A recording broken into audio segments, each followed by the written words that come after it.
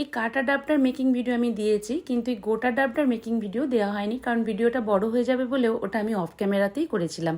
এখন আমি ওটাই দেখাবো কিভাবে বানিয়েছি। এই যে থালা আর কাটারিটা তোমরা দেখতে পাচ্ছ, এটা কিন্তু আমার অনেক আগে থেকেই প্রোফাইলে দেওয়া আছে, চাইলে গিয়ে চেক করে দেখে নিতে পারো। ডাবটা এখানে আমি সবুজ কালার ক্লে দিয়ে বানাবো, কিন্তু এবারে আমার সবুজ কালারটা এসেছে একদম লাইট কালার, তাই একটু সামান্য কালো আর হলুদ কালার মিশিয়ে নিলাম যাতে একটু ডাবের কালারটা আসে। অল্প একটু ক্লে আলাদা করে রেখে দিলাম, এটা পরে কাজে লাগবে। এবার ডাবের শেপটা দিয়ে নেব। এখানে আমি দেখতেই পাচ্ছ শেপটা যে দিচ্ছি বেশি সার্ভ করার চেষ্টা করছি, কারণ এটা যখন আরও পরবর্তী কাজগুলো করতে থাকবো শেপটা কিন্তু থেকে থেকে নষ্ট হয়ে গোল হয়ে যাবে। তাই একটু বেশি সার্ভ রাখছি যাতে পরে শেপটা একটু নষ্ট হলেও অসুবিধা নেই, একটু হলেও থাকবে।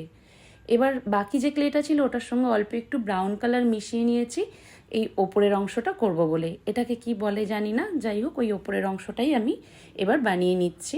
এই গোটা ডাবটার মেকিং ভিডিও নিয়ে আসার একটাই কারণ, আমার মনে হলো যারা আমার ভিডিও দেখে তোমরা ভিডিও বানাও তাদের হয়তো এই গোটা ডাবটা বানাতে গিয়ে একটু অসুবিধে হলেও হতে পারে, তাই ভাবলাম গোটা ডাবটার আর একটা মেকিং ভিডিও দিয়ে দিই।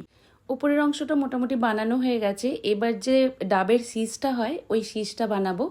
ওটা যতটা এবড়ো খেবড়ো বানানো যায় ততটাই ভালো, কারণ ওটা একদমই সোজা সমান হয় না, এবড়ো খেবড়ো মতোই থাকে। তো আমি ওই জন্য হাত আর নখের সাহায্যে এইভাবে একটু এলোমেলোভাবে বানিয়ে নিয়েছি। এই সময়তে কিন্তু ডাবটা আমি আরও একবার একটু শেপ দিয়ে নেব, কারণ মোটামুটি শুকনো শুকনো হয়ে এসেছে। তো এই সময় আরেকটু শেপ দিলে জিনিসটা ঠিকঠাক শেপটা থাকবে। শেষে একটু অ্যাক্রিলিক কালার ইউজ করেছি, সবুজ কালারের সঙ্গে হলুদ আর সামান্য একটু কালো মিশিয়ে কালারটা তৈরি করে নিয়েছি।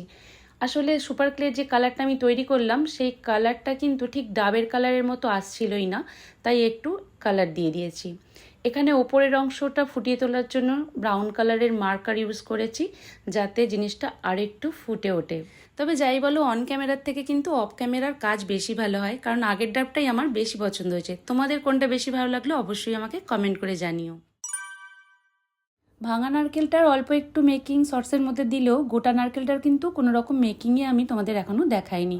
তো এখন সবটাই ডিটেলসে তোমাদের দেখাবো। এই মিনি কলা পাতাটা, এই নারকেল কুড়ুনিটা, এগুলো সবই কিন্তু সুপার ক্লে দিয়েই তৈরি, যার মেকিং ভিডিও আমার আগে থেকেই প্রোফাইলে দেওয়া আছে। প্রথমেই দেখাবো গোটা নারকেল বানানোটা। তার জন্য কিছুই সেরকম করার নেই, একটু ব্রাউন কালার ক্লে নিয়েছি, সেটাকে একটা ডিমের আকারে, ছোট্ট ডিমের আকারে তৈরি করে নিয়েছি। তারপরে এবার বানাবো ছোবড়াটা, মানে জানি না তোমরা কি বলো এটাকে, আমরা তো ছোবড়াই বলি।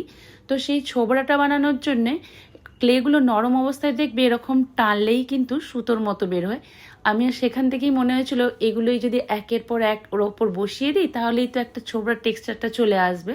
তো আমি সেইভাবেই করার চেষ্টা করেছি, পরপর এইভাবে বসাতে থেকেছি, শেষে হাত দিয়ে একটু শেপ দিয়ে নিয়েছি।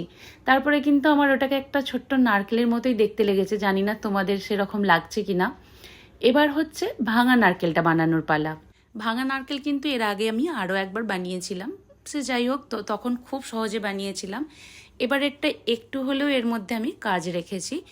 প্রথমে পিঠে যেভাবে বানায় সেভাবে বাটি বানিয়ে নিয়েছি, তারপরে একটু শেপ দিয়ে নিয়েছি গোল করে। অত একদম সোজা করার কোনো দরকার নেই, কারণ নারকেল ফাটালে একদমই সোজা থাকে না, একটু এলোমেলোই থাকে, মানে এবড়ো খেবড়ো মতোই থাকে। আর পিছনের দিকে যেই অংশটা চোখের মতো থাকে সেই অংশটা একটু নাকের মতো করে চেপটে দিয়েছি। তারপরে ধারগুলোকে কাঁচি দিয়ে কেটে দিয়েছি। কাঁচি দিয়ে কেটে দেওয়ার একটা কারণ আছে, যাতে ওই যে নারকেল ফাটানোর পর একটা টেক্সচার থাকে না, ক্র্যাক ক্র্যাক মতো, সেই জিনিসটা আসে, তার জন্য এইভাবে কেটে দিয়েছি। তারপর আরেকটু ঠিক করে শেপ দিয়ে নিয়েছি।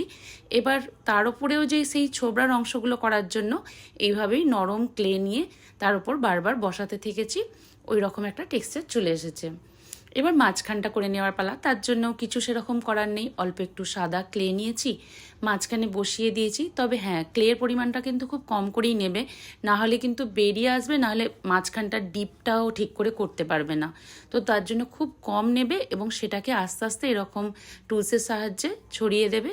আর ওপরের অংশটা আস্তে আস্তে এইভাবে ওপরের যে ব্রাউনটার সঙ্গে ঠিকঠাক করে ব্লেন্ড করে দিলে কিন্তু একদম অরিজিনাল নারকেলের মতোই দেখতে লাগবে। জানি না এখানে কতটা ফুটিয়ে তুলতে আমি পেরেছি, কিন্তু খালি চোখে সত্যি একদম নারকেলের মতোই দেখতে লাগছিল। তোমাদের কেমন লেগেছে নারকেল বানানোর আইডিয়াটা অবশ্যই আমাকে কমেন্ট করে জানাবে।